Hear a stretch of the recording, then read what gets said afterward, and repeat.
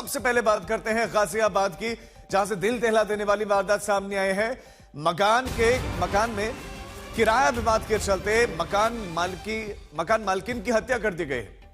तो किराएदारों ने पहले गला घोटा, फिर उसके बाद मर्डर कर दिया, हत्या कर दिया, और उसके बाद सूटकेस में शव को बंद किया, डेड बॉडी बंद की और बेड के अंदर मकान मालकिन का शव को छिपा दिया। आरोपी पति पत्नी ने मकान मालकिन पर मानसिक प्रताड़ना का आरोप लगाया। ये एक बड़ी खबर गाजियाबाद से, जहां पर किराए को लेकर विवाद चला और किराएदार ने मकान मालकिन की हत्या ही कर दी और शव को सूटकेस में भरा, बेड बॉक्स में रख दिया। और बताया जा रहा है कि इनके बीच में यह विवाद चल रहा था और उसके बाद जो किराएदार हैं वो ये भी आरोप लगा रहे हैं कि मकान मालकिन मानसिक रूप से प्रताड़ित कर रही थी।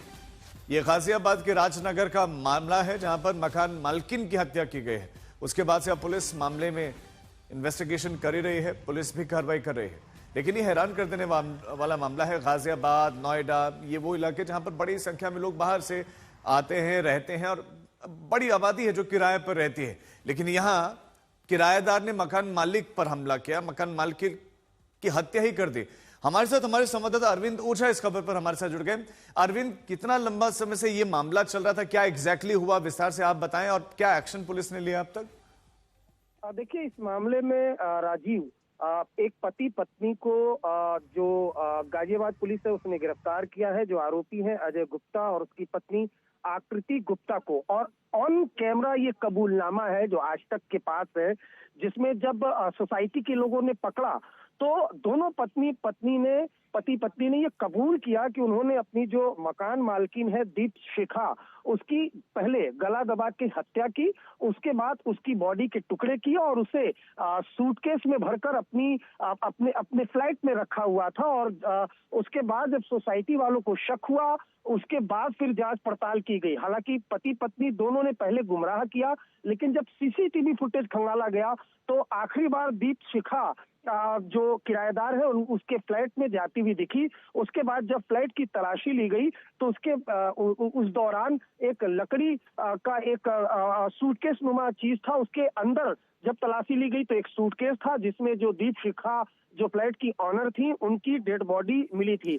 ये तो रोंगटे खड़े कर देने वाला मामला है। अरविंद, ये बताएं कौन सी सोसाइटी का मामला है? ये दोनों जो पति पत्नी जिन्होंने मर्डर किया है, ये क्या काम करते थे? क्या विवाद, जो किराए का विवाद था, ये कितने लंबे समय से चल रहा था?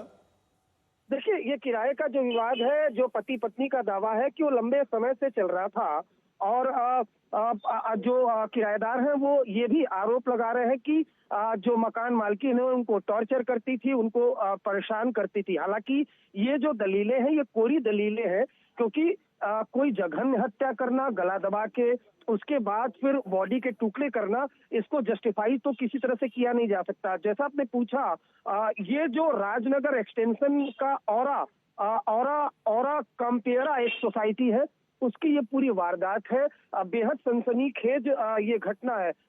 5 से 6 महीने से ये जो पति पत्नी है वो किराया नहीं दे रहे थे, और उसके बाद जब जो मालकिन है दीपशिखा उसने किराया मांगा, उसके बाद ये जो पति पत्नी है उन्होंने उसकी गला दबा के हत्या की। और उसके बाद जो सूटकेस में बॉडी के टुकड़े किए, सूटकेस में डालकर बेड के अंदर छिपा दिया था। जब शक हुआ, कई दिनों तक जो है मकान मालिक दीपशिखा वो मिसिंग थी। उसके बाद जो जांच पड़ताल की गई, उसके बाद इस पूरे मामले का सनसनीखेज खुलासा हुआ राजीव। और जब सोसाइटी के लोगों ने पति पत्नी को पकड़ा और तो उन्होंने ऑन कैमरा ये कबूल किया है कि उन्होंने गला दबा के हत्या की है। ये बहुत ही हैरान, रोंगटे खड़े कर देने वाला मामला है। अरविंद, आप हमारे साथ बने रहिए। ये गाजियाबाद के राजनगर एक्सटेंशन की और कायम मेरा सोसाइटी की वारदात है, और 5 से 6 महीनों से जब कमरे का किराया नहीं दिया तो विवाद बढ़ा और उसके बाद उन्होंने मकान मालकिन का मर्डर ही कर दिया।